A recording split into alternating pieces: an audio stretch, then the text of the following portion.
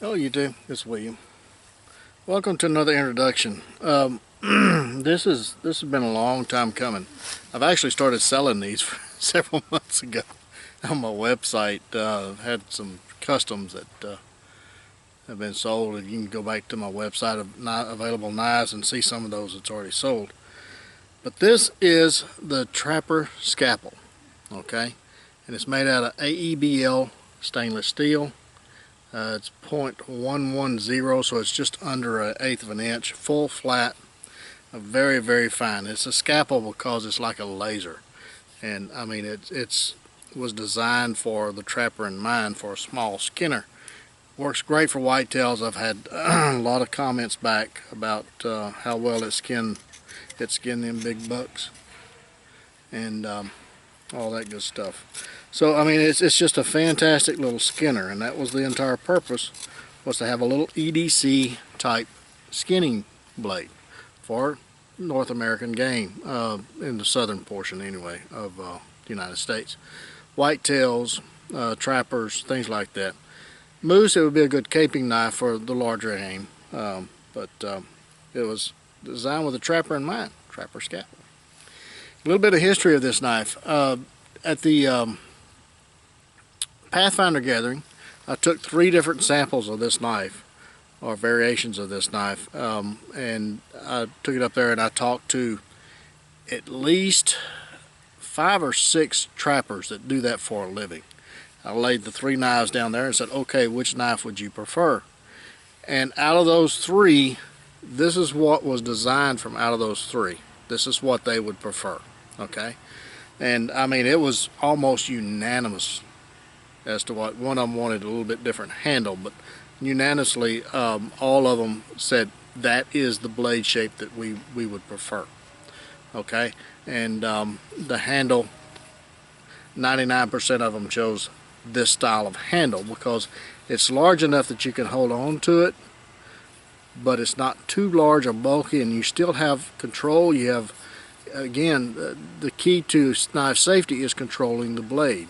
So the handle has to be controllable. A broom handle, you can't control a broom handle because your hand slips all over the place. But you have contours, okay, on this knife to where you can grip it and hold on to it. Even in those slicky situations, you can get a grip, okay. And this is black houndstooth from Shade Tree, if you're curious. And if you saw the last sale on YouTube, previous video to this, the Sportsman sale, this knife was on there, and I mean, nobody wanted the set, so I decided to just keep the scalpel myself. I keep selling my scalpel, and I miss it, so I decided I'm just going to go ahead and keep this one. I like it so much. Alright, so let me whittle on this stick and kind of go through the knife and explain. I want to talk about some AEBL, and I haven't talked about that steel very much, so I want to tell you what we're finding about this AEBL. So let me move the camera down. I'm going to whittle on a stick and just kind of talk about it a minute. Okay, AEBL is a stainless steel, and as you can see how well it bites into this seasoned red oak. This is dried red oak. It's not green. It is a very durable steel. It gets a bad rep from people who hasn't figured out how to heat treat it yet. And this took a lot of time, a lot of effort. I threw the book away on heat treating this stuff. So this heat treat process is solely from my shop. I do it all myself. And it is cryo treated and heat treated in my shop by me. I'm the only one that ever touches the knives that come out of my shop. Just kind of give you an idea, people have been talking about how the edge, and see how fine that edge is on that blade.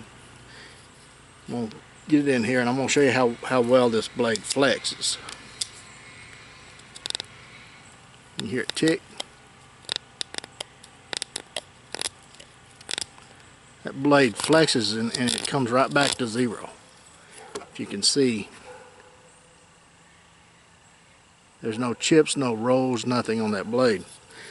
The testing that we've done on this and the comparisons that we've done between this steel and my 01 that I do in my shop, and it is cryo treated now as well, this steel lasts, this AEBL, the edge lasts about 30% longer than my 01, which is phenomenal.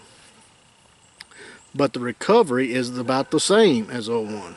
And that is what is so unique about this AEBL, is that it recovers like a carbon steel, but it holds an edge like a stainless steel. And it is a true stainless steel.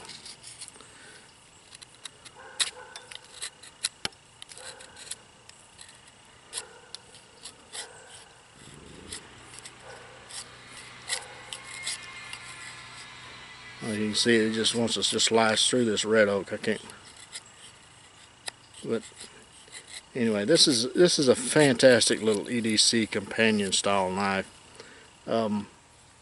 If one of these interests you and you guys want to do a monthly production run on this steel or this blade, right now this knife is a custom order, unless you catch one on my Knives Available webpage. And again, you guys never know what I'm going to post on there, so watch it closely. I have a fantastic Skinner thumb skinner on there right now, S35VN steel, that is a little pricey, but hey, buy once, cry once, and your grandchildren will thank you. It is a phenomenal knife. So check that out. One guy said that the knife, he bought an SK, and he said the SK and the sheath was a week's pay, and it was worth every penny of it. So, you know, it depends on what you want. Can you buy a more for $20? Sure, but you got a more.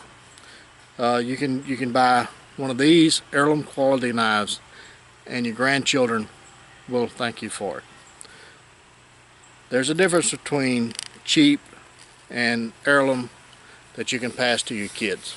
There's a price tag with that. But you figure a week's salary divided over your lifetime, your kids' lifetime, and your grandchildren's lifetime, it's a very small investment if you look at it that way. So anyway, the Trapper Scalpel. A lot of thought, a lot of design, a lot of input from actual trappers that do this for a living went into this blade.